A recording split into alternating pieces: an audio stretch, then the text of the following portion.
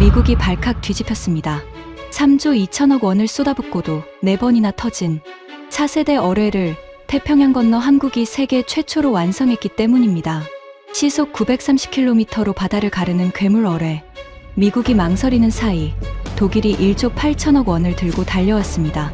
폴란드와 이탈리아, 호주까지 줄을 섰고 수출 계약국은 23개국으로 불어났지요. 세계 최강을 자부하던 미 해군이 끝내 무릎을 꿇은 그날, 지금 그 충격적인 전말을 공개합니다. 시작하기 전 구독과 좋아요, 그리고 대한민국 파이팅 댓글로 한국을 응원해주세요. 펜타곤 지하 3층 회의실이 발칵 뒤집혔습니다. 3조 2천억 원. 차세대 어뢰 하나를 손에 넣겠다고 미국이 쏟아부은 돈이었습니다. 하지만 그 어뢰는 바다에 들어갈 때마다 산산조각이 났지요. 한 번도, 두 번도 아니고 4번이었습니다. 네 번째 시험 영상이 상원 군사위원회로 흘러들어간 그날 아침, 저는 제 27년 경력이 통째로 무너지는 소리를 들었습니다. 저는 그레고리 모건입니다. 미 국방부 차세대 수중전력 획득 사업을 총괄하는 책임자였지요. 펜타곤에서 바다 밑으로 가라앉는 모든 무기의 예산이 제 결제판을 거쳐갔습니다. 잠수함, 어뢰, 기뢰, 음향탐지망. 27년 동안 저는 단 한 번도 제 판단이 틀렸다고 의심해 본 적이 없었습니다. 그런데 그날 모든 것이 흔들리기 시작했지요. 정면 스크린에 4번째 폭발 장면이 다시 떠올랐습니다. 시험용 어뢰가 발사관을 빠져나간 지 3초 만에 화염에 휩싸이는 영상이었어요. 엔진이 섭씨 2000도까지 치솟다가 동체가 종이장처럼 찢기는 그 장면을 저는 100번도 넘게 돌려봤습니다. 볼 때마다 명치 아래가 싸늘하게 식었지요. 화면 속 불꽃이 회의실 유리창에 붉게 어른거렸고 회의 탁자에 둘러앉은 12명의 얼굴은 하나같이 굳어 있었습니다. 이걸 5번째도 똑같이 터뜨릴 셈입니까? 탁자 끝에서 누군가 낮게 중얼거렸습니다. 저는 대답하지 못했지요. 입안이 바싹 말라 혀가 움직이지 않았으니까요. 환기 장치의 낮은 웅웅거림만 천장에서 흘렀고 그 소리가 유난히 크게 들렸습니다. 상원 군사위원회는 보름 뒤에 예산 청문회를 엽니다. 4번의 폭발, 3조 2천억 원, 그리고 아무것도 손에 쥐지 못한 결과 그 셋이 위원장의 책상 위에 나란히 올라가 있었어요. 저는 그 청문회에서 무슨 말을 해야 할지 떠오르지 않았습니다. 27년을 바친 자리가 보름 뒤면 사라질 판이었지요. 하지만 진짜 충격은 그 영상도 청문회도 아니었습니다. 회의가 끝나갈 무렵 보안 담당관이 붉은 표지의 보고서를 들고 회의실로 뛰어들어왔습니다. 그의 이마에는 땀이 맺혀 있었고 보고서를 제 앞에 내려놓는 손끝이 미세하게 떨렸지요. 저는 표지를 넘겼습니다. 그리고 첫 줄을 읽는 순간 등줄기를 타고 식은땀이 흘러내렸어요. 태평양 건너편 한국. 그 작은 나라가 세계 최초로 그 괴물을 완성했다는 보고였습니다. 초공동 어뢰. 물속에서 제 몸 주위에 기포막을 둘러 물의 저항을 없앤 뒤 시속 930km로 날아가 목표물에 정확히 꽂히는 무기였지요. 보통 어뢰의 5배가 넘는 속도였습니다. 게다가 그 안에는 스스로 표적을 쫓아가는 AI, 유도 장치까지 들어있었어요. 어떤 함정도, 어떤 잠수함도 피할 수 없는 물속의 사신이었습니다. 저는 보고서를 덮으며 코웃음을 쳤습니다. 불가능해. 그 한마디가 회의실에 울렸지요.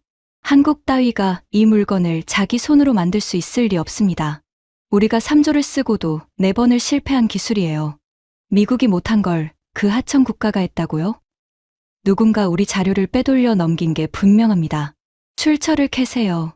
저는 진심으로 그렇게 믿었습니다. 27년 동안 제 머릿속에 박힌 그림은 단 하나였으니까요.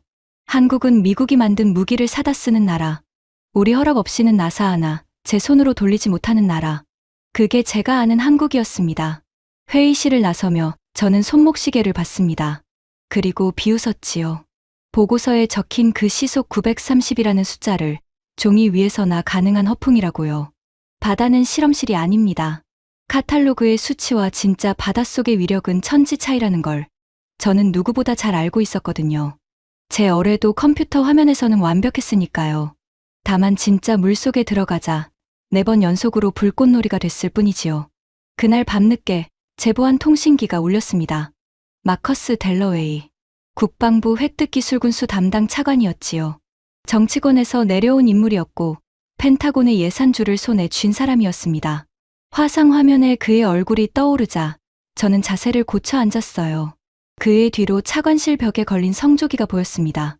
델러웨이는 안경을 벗으며 저를 노려봤습니다. 모건, 의회가 우리 목을 죄고 있어. 청문회가 코앞이야. 차세대 어뢰 예산은 단 1달러도 승인 못해. 그럼 어떻게 합니까?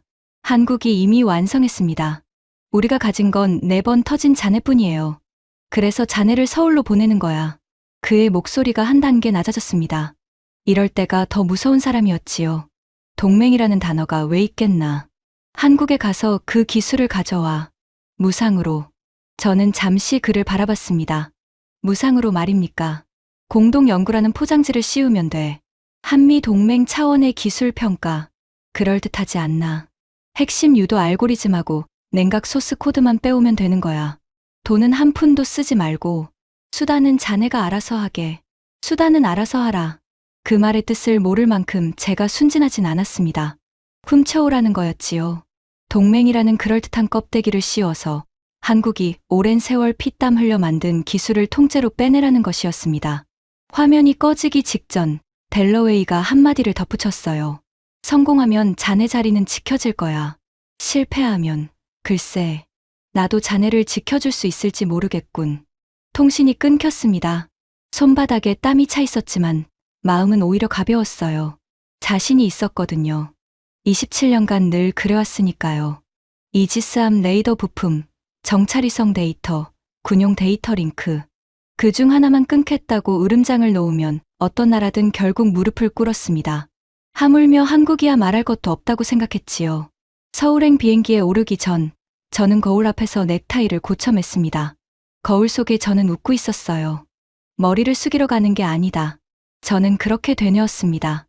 빼앗으러 가는 거다. 하지만 그때의 저는 몰랐습니다. 그 비행기가 제 27년 경력을 끝장낼 마지막 비행이 될 줄은요. 서울로 향하는 비행기 안에서 저는 좀처럼 잠들지 못했습니다. 창밖으로는 검은 태평양이 끝없이 펼쳐져 있었어요. 저는 좌석 등받이에 머리를 기댄 채 14년 전의 어느 오후를 떠올렸습니다. 그날도 제 앞에는 한국 사람들이 있었거든요. 그때 저는 지금만큼 높은 자리는 아니었지만 이미 미국의 수중 무기 개발에서 목소리가 큰 사람이었습니다. 워싱턴의 한 회의동, 한국에서 온 대표단이 수직 발사 기술의 이전을 요청하러 왔었지요. 저는 그들을 회의실에 들이지도 않았습니다. 복도에 세워둔 채로 말했어요. 이건 당신들이 다룰 수 있는 물건이 아닙니다. 대표단은 2사람이었습니다. 한 명은 머리가 희끗한 노학자였고 다른 한 명은 30대 초반의 젊은 연구원이었지요. 노학자의 얼굴은 지금도 흐릿하게 기억납니다. 두꺼운 안경 너머의 눈이 무척 깊었어요. 그는 화를 내지 않았습니다. 다만 조용히 저를 바라봤지요. 그 눈빛이 묘하게 마음에 걸렸지만 저는 곧 잊었습니다. 잊을 수 있는 위치에 있었으니까요. 젊은 연구원은 달랐습니다. 제 말을 듣는 순간 그의 턱선이 딱딱하게 굳었어요. 무언가를 꾹 참아 삼키는 얼굴이었지요. 돌아서는 그의 등 뒤에 대고 저는 동료들과 함께 웃었습니다. 복도가 울리도록 크게 웃었어요.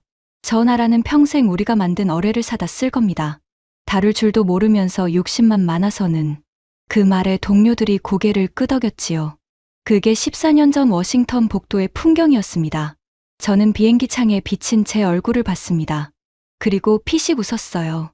그 노학자도 그 젊은이도 지금쯤 어디서 무얼 하는지 알 바 아니었으니까요. 한국은 여전히 한국일 테고 미국은 여전히 미국일 거라고 믿었습니다. 그때 옆자리에서 서류를 넘기던 클로이 베넷 박사가 입을 열었습니다. 베넷 박사는 미 해군 수중음향과 무기 체계를 분석하는 전문가였습니다. 이번 출장에 기술 검토 담당으로 동행했지요. 40대 초반의 실무자였고 숫자 앞에서는 누구보다 정직한 사람이었습니다. 그녀가 태블릿 화면을 제 쪽으로 돌렸어요. 국장님, 한국이 공개한 시험 데이터를 제가 사흘 동안 뜯어봤습니다. 가짜겠지. 그 시속 930이라는 거. 종이 위에서나 가능한 숫자야. 그게요. 베넷 박사가 잠시 망설였습니다. 그리고 목소리를 낮췄어요. 가짜가 아닌 것 같습니다.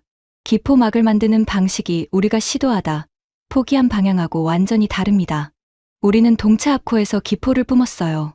그래서 2000도까지 과열돼 터진 거고요. 그런데 한국은 동체 전체를 따라 기포를 흐르게 만들었습니다. 냉각 문제 자체를 다른 차원에서 푼 거예요. 국장님, 솔직히 말씀드리면 저들은 이 분야에서 우리를 한참 앞섰습니다. 저는 그녀를 빤히 쳐다봤습니다. 그리고 태블릿을 밀어냈지요. 베넷 박사, 자네 지금 그 말을 펜타곤 회의실에서도 할 수 있나? 미국이 한국한테 뒤졌다고? 사실이 그렇다면요. 닥쳐. 제 목소리가 비행기 통로에 울렸습니다. 앞자리 승객이 흠칫 돌아봤어요. 저는 목소리를 누르며 말을 이었지요. 우리는 빼앗으러 가는 거야. 사러 가는 게 아니라 한국은 영원히 미국의 하청이야. 부품 공급을 끊겠다고 하면 저들 해군은 그날로 마비돼. 그걸 모를 리가 없잖아. 자네는 숫자나 보면 돼. 협상은 내가 한다. 베넷 박사는 입술을 깨물며 고개를 떨궜습니다. 그녀의 손이 태블릿 모서리를 꽉 쥐고 있었어요. 기술자의 양심이라는 게 있다는 건 저도 압니다. 하지만 그때 제게 필요한 건 양심이 아니라 결과였습니다.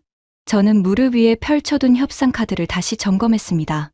한국 해군이 운용 중인 이지스함의 레이더 핵심 부품, 다음 분기 갱신 예정인 정찰 자산 공유 협정, 그리고 군용 데이터 링크 접속 권한. 어느 것 하나라도 끊겠다고 하면 한국은 결국 굴복할 수밖에 없다고 확신했지요. 27년간 한 번도 빗나간 적 없는 카드였으니까요. 비행기가 인천 상공에 들어섰습니다. 창밖으로 불빛이 강처럼 흘렀어요. 저는 그 불빛을 내려다보며 입꼬리를 올렸습니다. 한국은 결국 고개를 숙이게 되어 있다.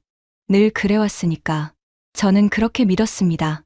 하지만 저는 그 도시 어딘가에서 14년 전 복도에 세워뒀던 그 젊은이가 저를 기다리고 있다는 걸 까맣게 몰랐습니다. 서울 용산 국방부 청사 지하의 보안회의실. 두꺼운 철문이 양옆으로 열렸습니다. 저는 묵직한 요구서 뭉치를 옆구리에 낀 채 턱을 치켜들고 성큼 걸어 들어갔어요. 회의실 공기는 서늘했습니다. 벽면을 따라 낮게 깔린 조명, 한가운데 노인긴 탁자, 그리고 그 맞은편에 앉아있는 두 사람. 저는 요구서를 탁자 한가운데에 내리꽂았습니다. 쿵! 둔탁한 소리가 회의실을 울렸지요. 저는 그 소리로 기선을 제압할 생각이었습니다. 27년 동안 늘 그렇게 시작했으니까요.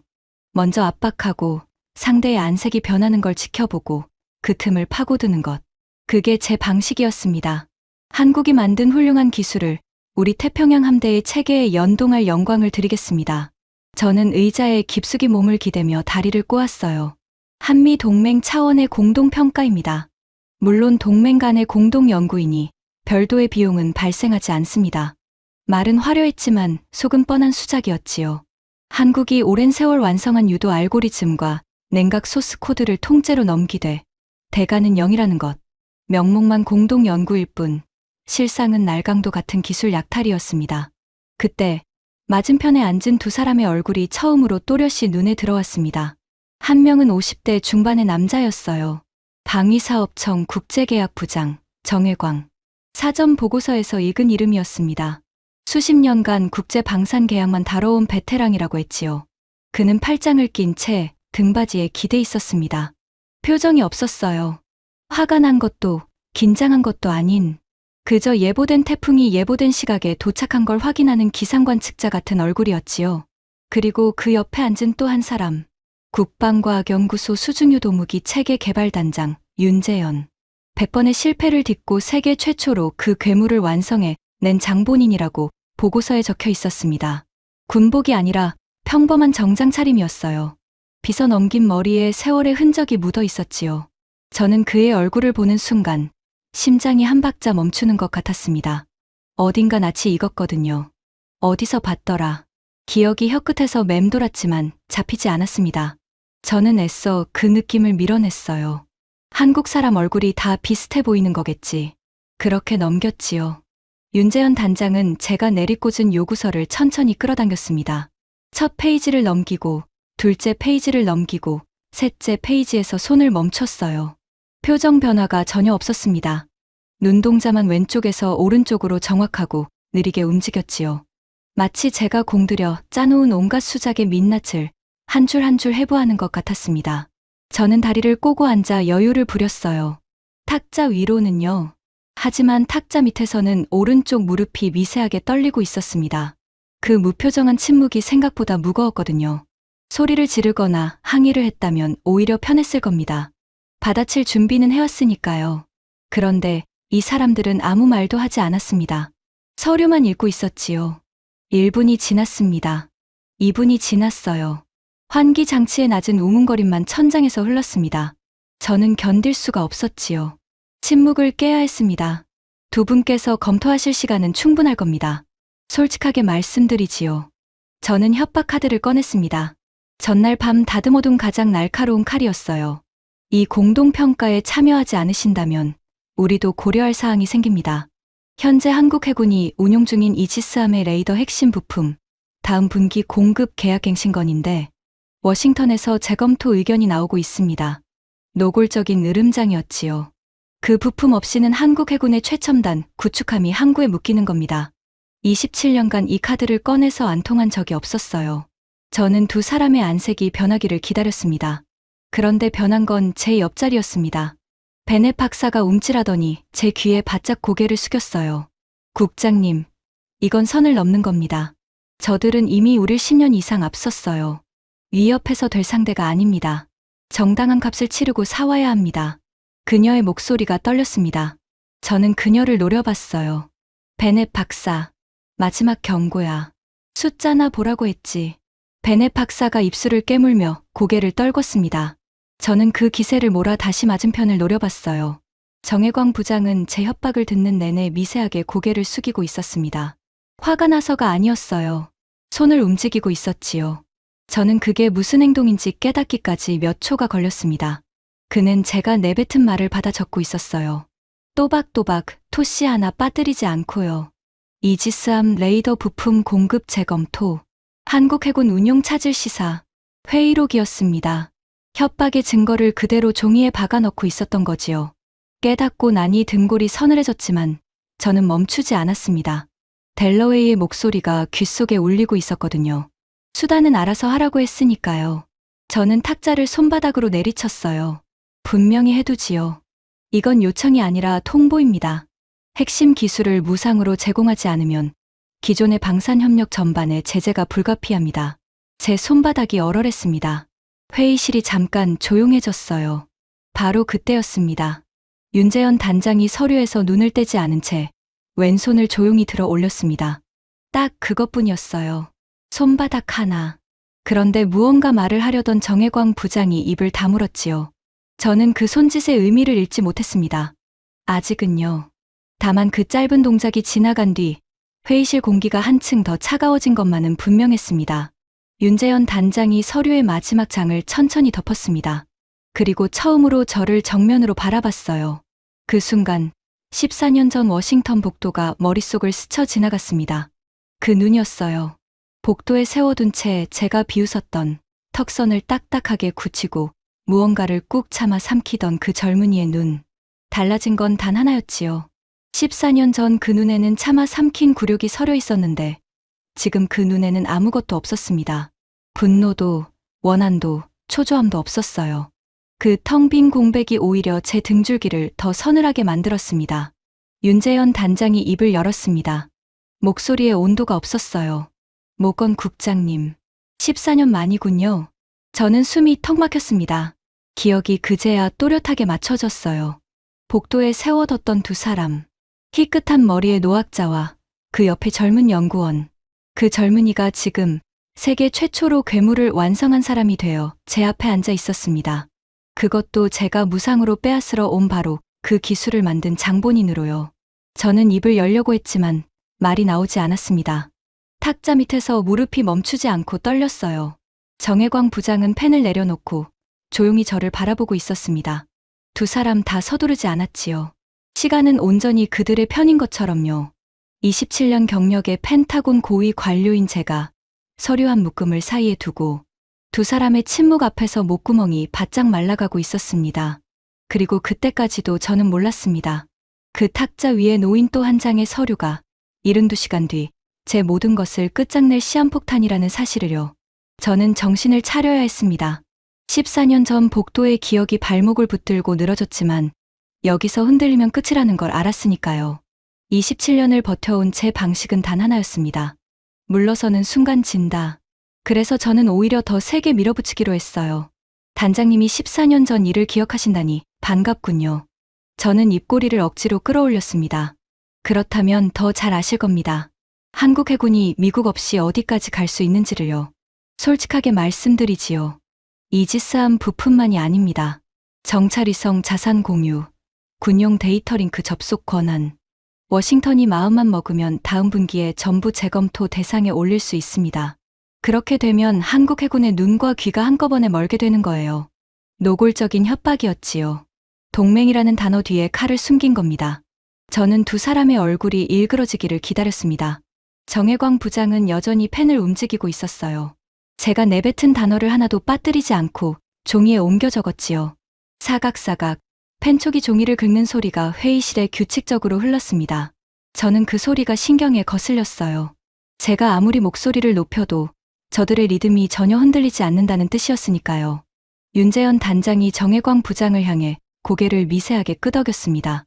그게 신호였어요. 정혜광 부장이 발밑에 둔 가방에서 두꺼운 서류 뭉치를 꺼냈습니다. 그리고 탁자 한가운데로 천천히 밀었지요. 표지에는 대한민국 국방부 직인이 선명하게 찍혀 있었습니다. 붉은 인주가 아직 마르지 않은 듯 짙었어요. 쿵. 제가 처음 요구서를 내리꽂았을 때와 똑같은 소리였습니다. 다만 울림이 달랐어요. 제 요구서는 허세가 담긴 둔탁한 소리였는데 이 서류는 뭐랄까요? 관 뚜껑을 닫는 소리 같았습니다. 그때는 왜 그런 느낌이 드는지 몰랐지요. 검토하시지요. 정혜광 부장이 낮고 또렷한 목소리로 말했습니다. 저는 서류를 끌어당겨 첫 장을 넘겼어요. 그리고 첫 줄을 읽는 순간 눈을 의심했지요. 제1조 기술 데이터 접근 비용 13억 5천만 달러. 전액 선납. 저는 두 번 읽었습니다. 13억 5천만 달러. 우리 돈으로 1조 8천억 원이 넘는 금액이었어요. 선납이라는 단어가 눈에 박혔습니다. 분할도 아니고 후불도 아닌 계약과 동시에 전액을 내라는 것이었지요. 헛웃음이 나올 뻔했어요. 한국이 미국에게 13억 달러를 부르다니 이런 허풍이 또 있나 싶었습니다. 페이지를 넘겼습니다.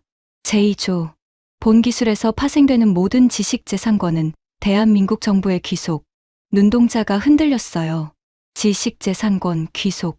이건 한국이 원천 기술의 주인이고 미국은 영원히 라이선스를 빌려 쓰는 을이 된다는 뜻이었습니다. 미국 역사상 어떤 동맹국도 우리에게 이런 조항을 들이민 적이 없었어요. 늘 반대였지요. 우리가 다른 나라에게 강요하던 조항이었으니까요. 저는 서류를 덮으며 벌떡 일어났습니다. 이게 뭡니까? 협상입니까? 모욕입니까? 목소리가 갈라졌어요. 의자가 뒤로 밀리며 바닥을 긁는 소리가 났습니다. 윤재현 단장은 시선조차 주지 않았어요. 제가 일어서든 소리를 지르든 관심 없다는 듯 탁자 위 펜을 가만히 들여다보고 있었지요. 그 무관심이 주먹보다 아팠습니다. 무시당하는 느낌이 아니라 계산에 없는 변수 취급을 받는 느낌이었어요. 정혜광 부장이 서류의 마지막 장을 펼쳤습니다. 한 가지 더 확인하셔야 할 조항이 있습니다. 제7조 특별 조항입니다. 저는 마지못해 그 페이지를 봤어요. 그리고 거기 적힌 한 줄에 숨이 턱 막혔습니다. 제7조. 본 협상은 정확히 72시간 내에 미국 국방부 장관의 친필 서명이 도달하지 않을 경우 전면 파기된다. 72시간이요? 제 목소리가 떨렸습니다. 나흘도 안 되는 시간에 미국 국방부 장관의 친필 사인을 받아오라는 겁니까? 델러웨이 차관도 넘어야 하고 합참도 넘어야 하고 장관실 법률 검토까지 통과해야 합니다. 정상적인 절차로는 최소 3주가 걸려요. 정혜광 부장이 손목시계를 들어보였어요. 지금부터입니다. 72시간 후 모든 것이 종료됩니다. 회의실 벽시계의 초침 소리가 그제야 귀에 들어왔습니다. 째깍, 째깍, 째깍. 그 소리가 제 심장 박동과 겹쳐졌어요. 저는 서류를 움켜쥐었지요. 손가락에 힘이 들어가 종이 모서리가 구겨졌습니다. 일어서지도 않지도 못한 채 탁자에 손을 짚고 있었어요. 27년 경력에서 단 한 번도 겪어본 적 없는 상황이었습니다. 미국이 데드라인을 강요받다니. 그것도 한국에게서요. 두 사람이 가방을 챙기며 자리에서 일어섰습니다. 회의실 문을 향해 걸어가던 윤재현 단장이 문고리에 손을 올리기 직전 고개를 살짝 돌렸어요. 저를 본 게 아니었습니다. 탁자 위에 구겨진 제 요구서를 봤지요. 그리고 이렇게 말했습니다. 14년 전에도 똑같이 서류를 구기셨더군요. 그땐 우리 서류를요. 문이 닫혔습니다. 저는 구겨진 서류를 내려다봤어요. 손이 떨렸습니다. 분노가 아니었지요. 제7조에 적힌 72시간이라는 숫자가 시야에서 자꾸만 번져나가고 있었습니다. 그랜드 하얏트 서울 35층 스위트룸은 전쟁터였습니다. 침대 위에 서류가 널렸고 노트북 세대가 동시에 돌아가고 있었어요. 룸서비스로 시킨 커피는 식은 지 오래였습니다. 저는 넥타이를 풀어헤친 채 소파에 앉아 수정안을 끄적이고 있었지요. 27년 경력이 쥐어짜낸 최후의 꼼수였습니다. 분할 상환. 13억 5천만 달러를 한 번에 내는 건 무리이니 5년에 걸쳐 나눠내겠다는 제안이었어요. 여기에 양국 공동지식재산권 관리위원회 설치라는 그럴듯한 문구를 슬쩍 끼워 넣었지요. 속을 들여다보면 미국이 사실상 거부권을 쥐는 구조였습니다. 한국이 다른 나라에 수출하려 할 때마다 미국의 승인을 받도록 장치를 심은 거예요. 베넷 박사가 노트북 너머로 제 수정안을 훑어봤습니다. 그리고 고개를 저었어요. 국장님, 이건 통하지 않을 겁니다. 저들이 바보가 아닌 이상 이 공동관리 조항이 사실상 미국 거부권이라는 걸 단번에 알아챌 거예요. 베넷 박사, 외교라는 건 상대가 거절할 수 없는 포장을 찾는 게임이야. 내용이 아니라 형식이 중요하지. 저는 수정안을 한국 측 공식 이메일로 보냈습니다. 전송 버튼을 누르는 손끝에 옅은 떨림이 일었어요. 자신감이 아니었지요. 초조함이었습니다. 화면 오른쪽 아래에서 시간이 줄어들고 있었어요. 56시간 12분. 답장은 2분여 만에 도착했습니다. 저는 헛숨을 들이켜며 메시지를 확인했어요. 제목란에는 단 4글자가 적혀 있었습니다. 수신 거절. 본문은 한 줄이었지요. 제1조와 제2조 불이행으로 접수 불가. 보낸 사람은 정혜광 부장이었습니다. 제대로 읽어보지도 않은 거예요. 제가 밤새 고심한 타협안이 흔한 스팸 문서를 거르듯 2분 만에 튕겨나갔습니다. 화면을 뚫어질 듯 노려봤어요. 관자놀이가 욱신거렸습니다. 베넷 박사가 조심스레 입을 열었습니다. 제가 말씀드린 그대로입니다. 저들은 수정을 염두에 두고 제안한 게 아니에요. 받아들이거나 거부하거나 둘 중 하나만 고르라는 구조예요. 저는 그 말을 억지로 삼켰습니다. 인정하기 싫었어요. 지난 27년 동안 협상의 판을 짜는 건 늘 미국이었으니까요. 상대가 우리 규칙 안에서 고르도록 만드는 것. 그런데 지금 한국이 똑같은 짓을 우리에게 하고 있었습니다. 새로운 수를 꺼내야 했어요. 저는 여행 가방 안쪽의 보안 칸을 열었습니다. 그 안에는 봉투 하나가 들어 있었지요.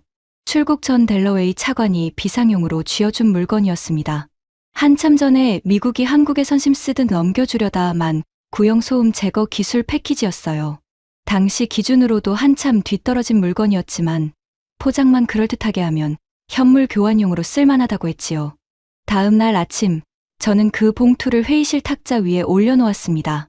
단장님, 한 가지 제안을 하지요. 현금 지급이 곤란하다면 기술 대 기술로 교환하는 건 어떻습니까? 미군 최상급 소음 제거 기술 패키지입니다. 시장 가치만 쳐도 수억 달러가 넘는 자산이에요.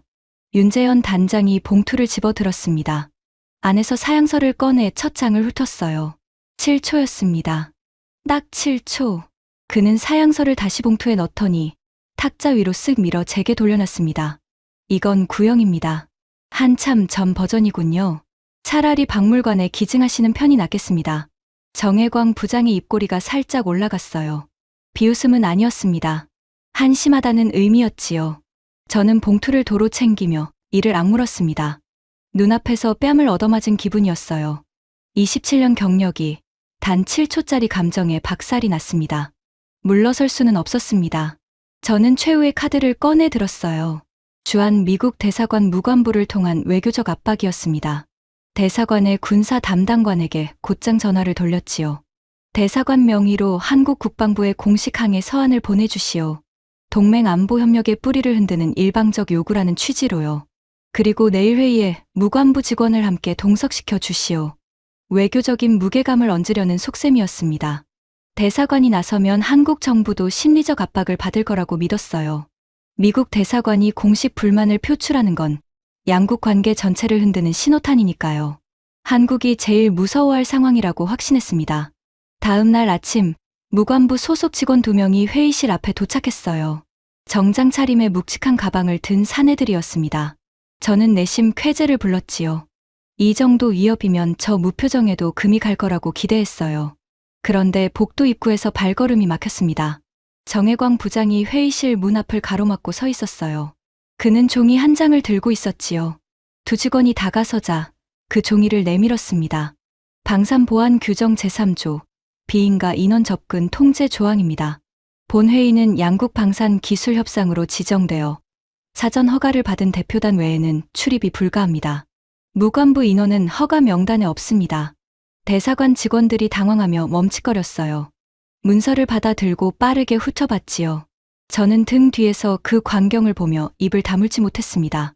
정혜광 부장이 내민 건 양국이 공동으로 서명했던 방산보안 프로토콜이었거든요.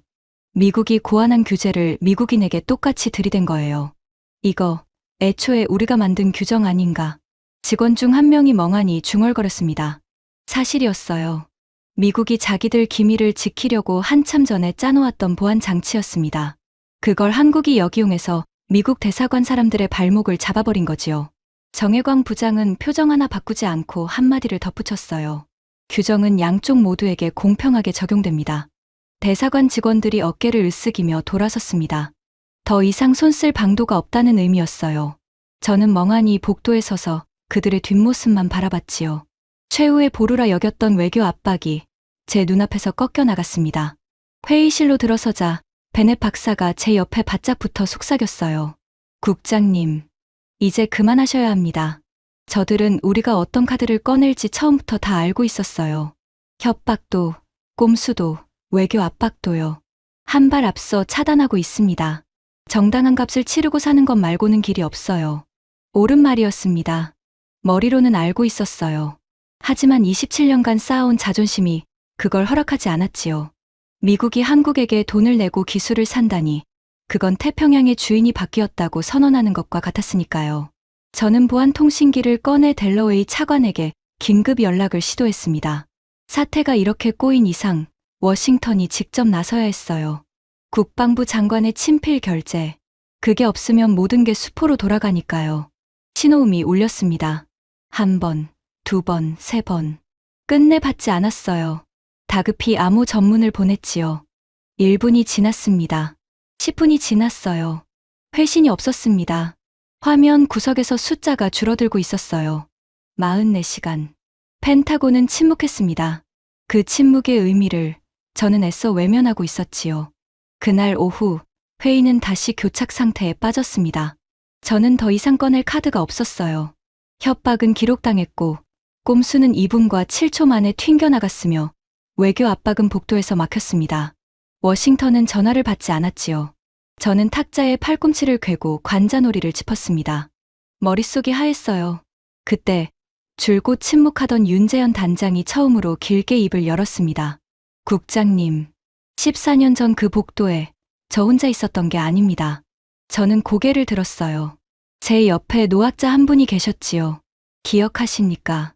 흐릿하게 떠올랐습니다. 두꺼운 안경 너머의 깊은 눈.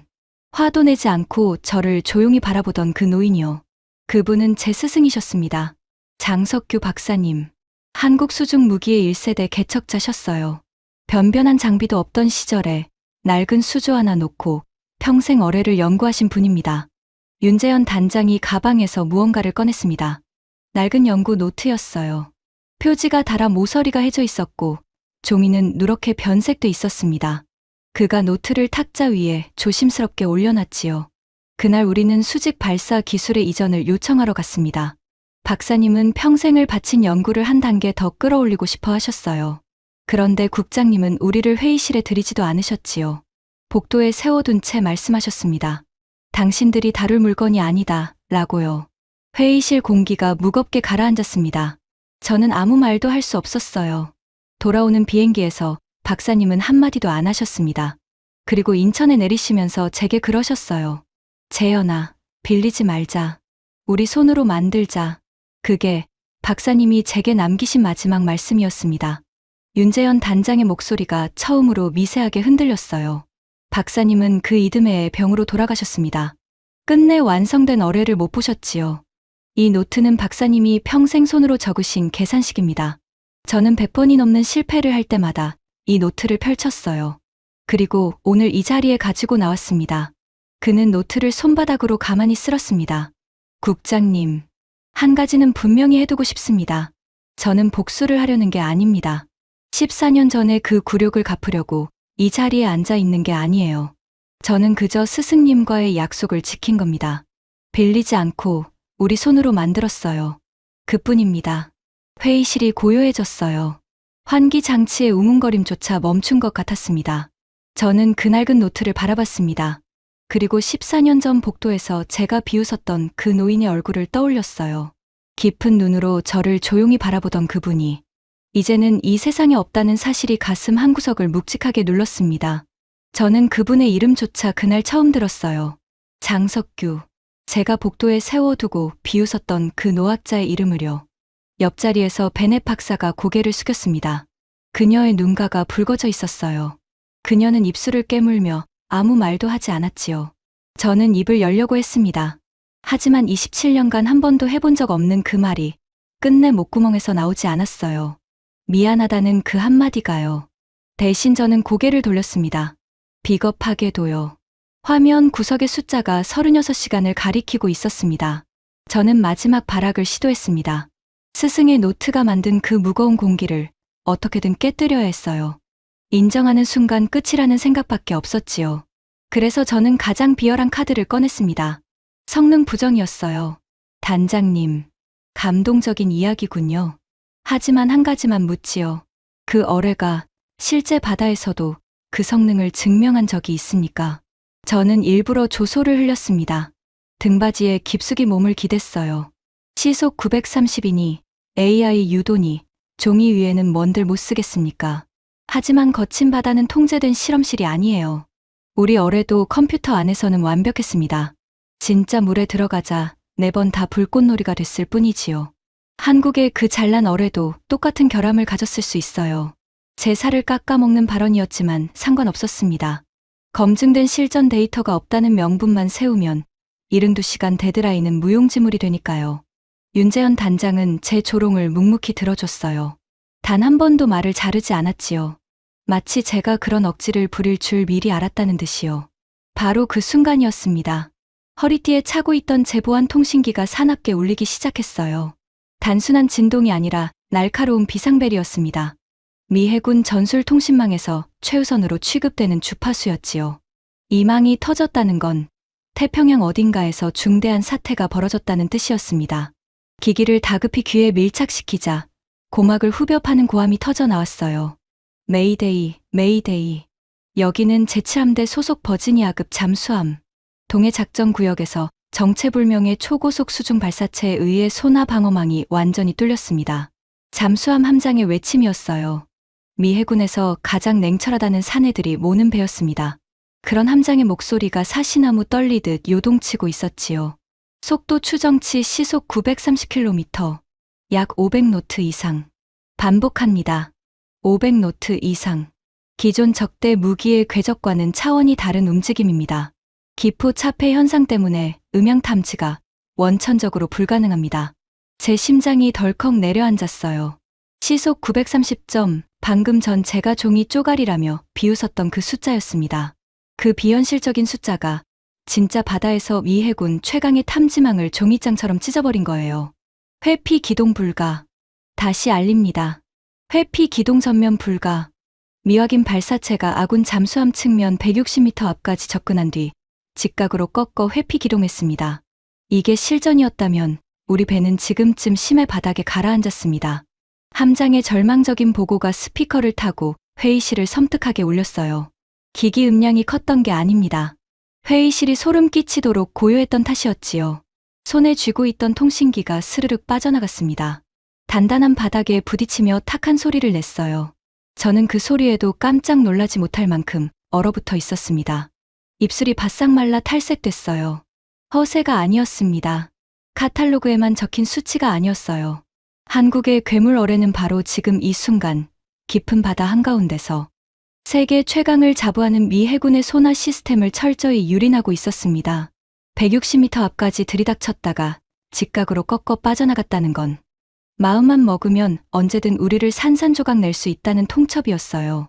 곧장 격침시키지 않은 건 배려가 아니라 명백한 무력 시위였습니다. 윤재현 단장이 느릿하게 자리에서 일어났습니다. 벽면에 대형 스크린 전원을 껐어요. 거기 무슨 자료가 떠 있었는지는 눈에 들어오지도 않았습니다. 제 두 눈은 바닥에 뒹구는 통신기에만 멍하니 꽂혀 있었으니까요. 이윽고 윤재현 단장의 목소리가 들려왔어요. 실정 검증은 이만하면 충분하십니까?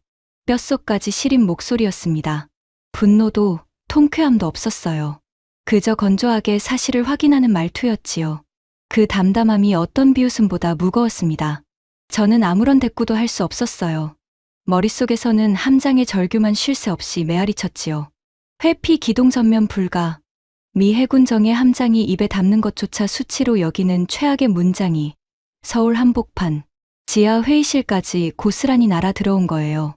화면 구석의 숫자가 28시간을 가리키고 있었습니다. 저는 처음으로 이 협상이 제 손을 떠났다는 걸 깨달았어요. 그리고 그 28시간이 다 흐르고 나면 제 27년 경력도 함께 끝난다는 사실을요. 데드라인 5시간 전, 저는 다시 보안 회의실에 앉아 있었습니다. 밤새 한숨도 자지 못했어요.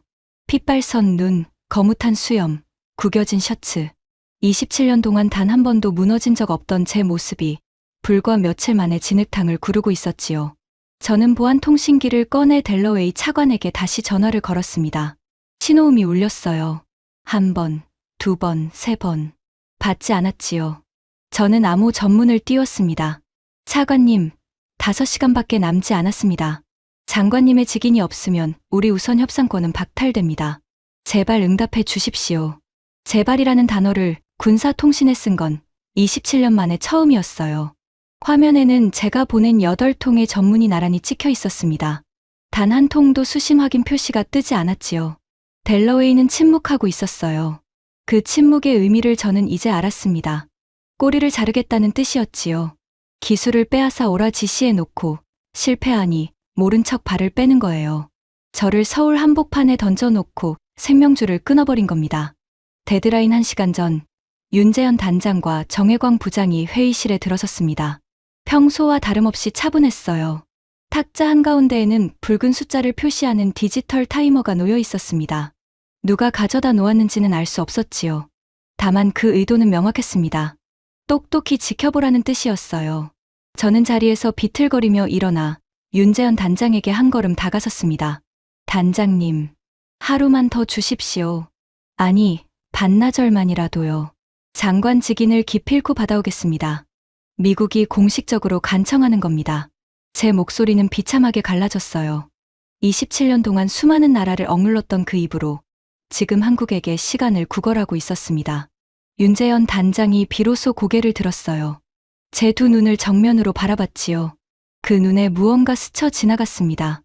연민이었을까요? 아니었어요. 그건 싸늘한 확인이었습니다. 제가 마지막 순간까지도 전혀 변하지 않았음을 확인하는 눈빛이었지요. 국장님, 72시간은 그저 72시간일 뿐입니다. 그 한마디가 끝이었어요. 타이머가 3분을 가리켰을 때 저는 베넷 박사를 쳐다봤습니다. 비겁한 눈짓이었어요. 협상이 파기되기 직전 한국이 시험 과정에서 보여준 기술 자료의 일부라도 몰래 빼돌리자는 신호였지요. 베넷 박사는 뼛속까지 엔지니어였습니다. 이 자료 한 조각이 얼마나 무서운 가치를 지니는지 누구보다 잘 알았어요. 그녀의 손끝이 노트북 위에서 미세하게 떨렸습니다. 마지막 엔터 키를 누르는 순간 화면 전체가 핏빛으로 물들었어요. 접속 거부. 굵은 흰 글씨가 붉은 배경 위에서 사납게 전멸했습니다. 찢어질 듯한 경고음이 울려 퍼졌지요. 베넷 박사가 황급히 다른 키들을 눌렀지만 먹통이었어요.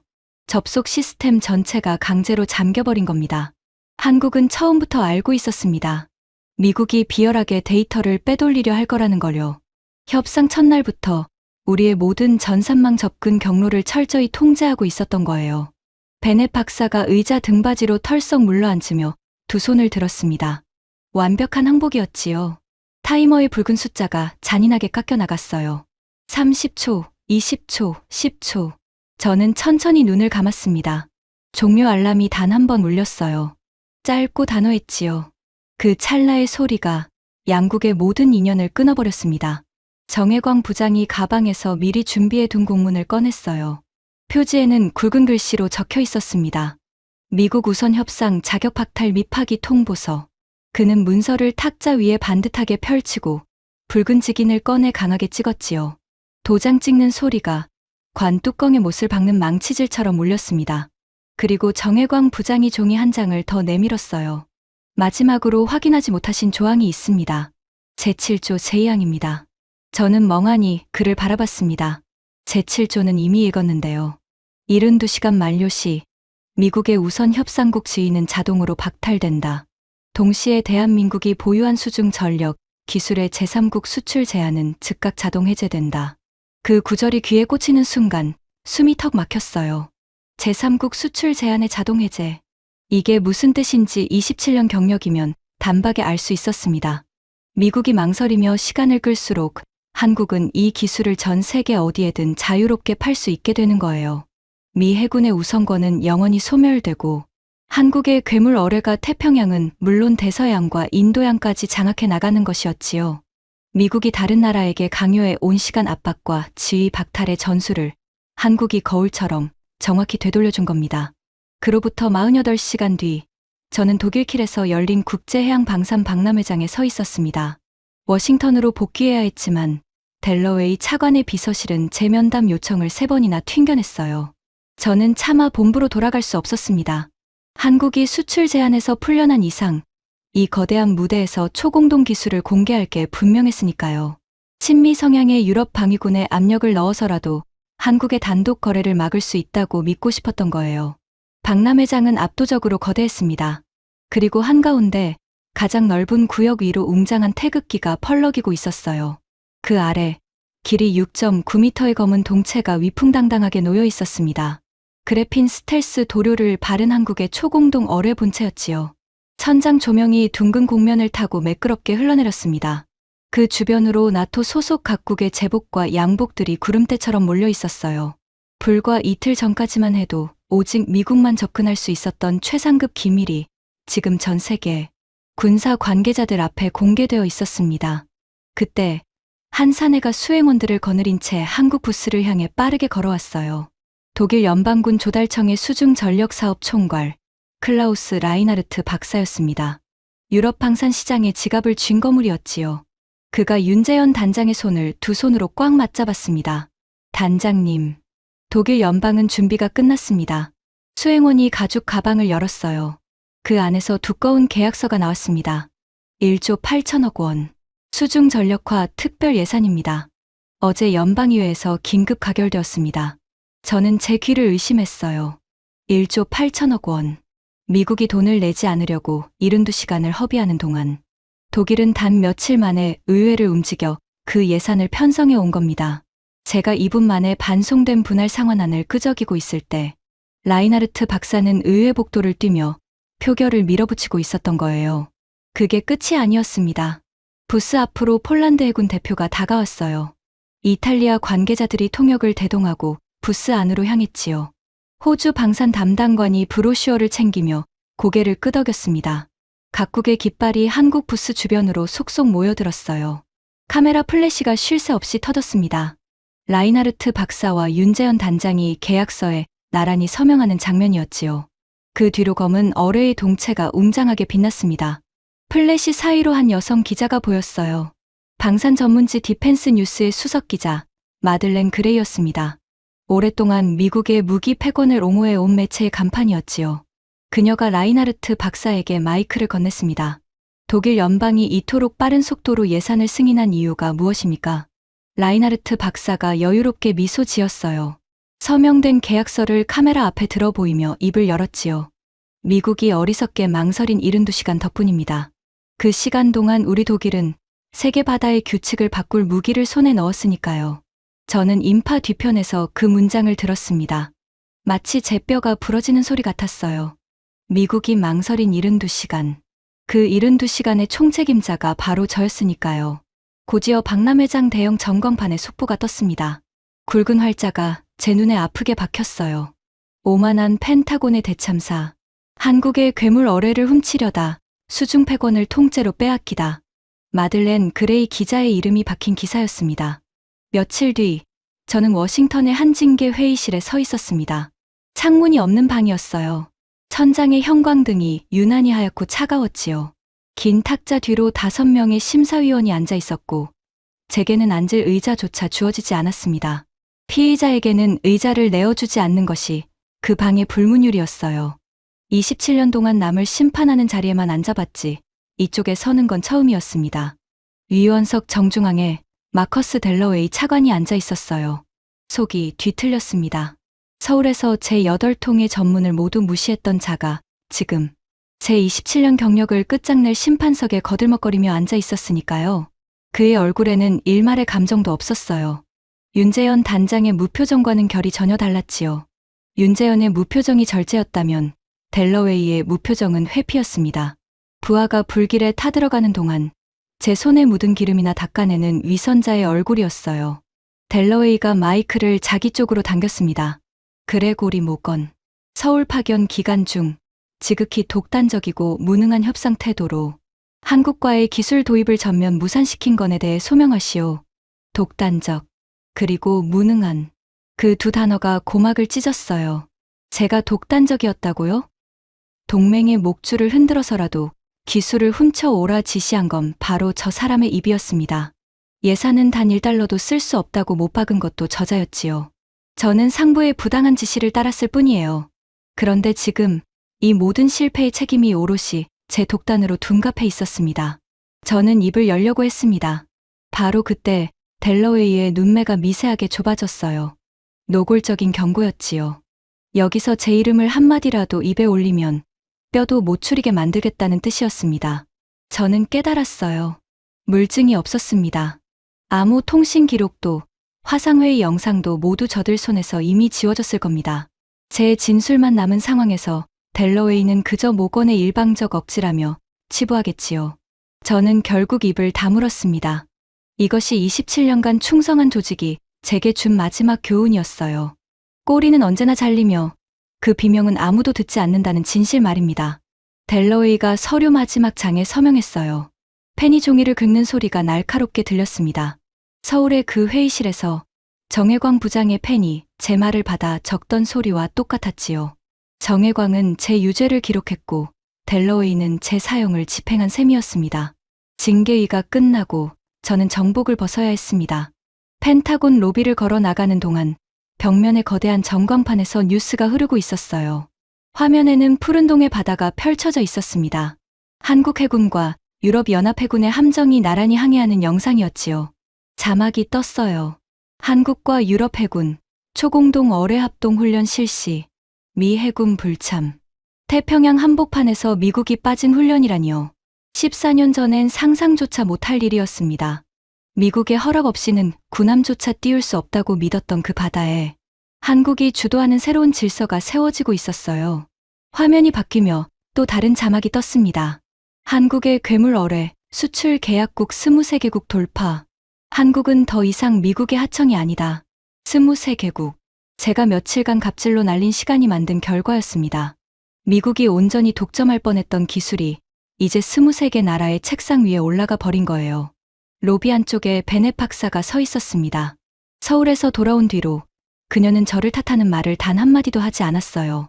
기술자의 양심으로 끝까지 경고했던 유일한 사람이었지만 그 경고를 묵살한 건 저였지요. 황금알을 낳는 거위를 제 발로 차버리셨군요. 그녀의 목소리는 씁쓸했습니다. 저는 아무런 대답도 할 수 없었어요. 그녀의 판단은 처음부터 끝까지 단 한 번도 틀린 적이 없었으니까요.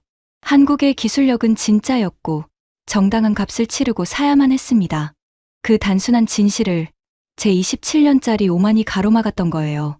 비가 내리는 펜타곤 밖으로 걸어 나오며 저는 14년 전에 그 복도를 다시 떠올렸습니다. 너희가 다룰 물건이 아니다. 그렇게 내뱉고 돌아서는 한국 사람들의 등을 저는 비웃었지요. 그런데 그 등은 꺾이지 않았어요.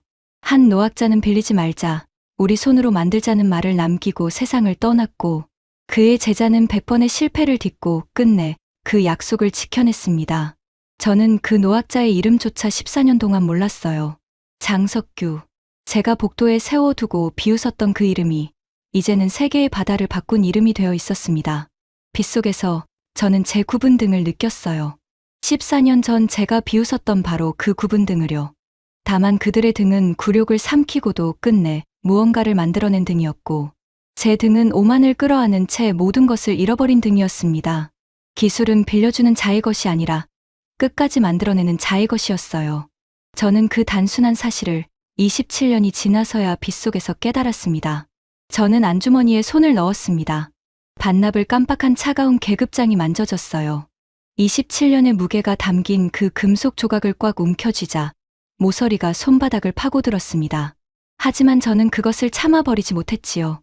빗줄기 너머로 저 멀리 또 다른 바다가 보이는 것 같았습니다. 누군가 빌리지 않고 끝내 제 손으로 만들어낸 바다가요. 지금까지 미국이 공짜로 빼앗으려다 끝내 무릎을 꿇은 한국 괴물 어뢰의 충격적인 이야기였습니다. 한때 너희가 다룰 물건이 아니달라며 무시당하던 우리가 이제는 세계의 바다를 바꾸고 있습니다. 기술은 빌리는 자의 것이 아니라 끝까지 우리 손으로 만들어내는 자의 것이니까요. 이 자랑스러운 이야기가 더 많은 분들께 닿도록 널리 공유해주세요. 영상이 마음에 드셨다면 구독과 좋아요도 부탁드립니다. 지금까지 감동 새벽이었습니다. 감사합니다.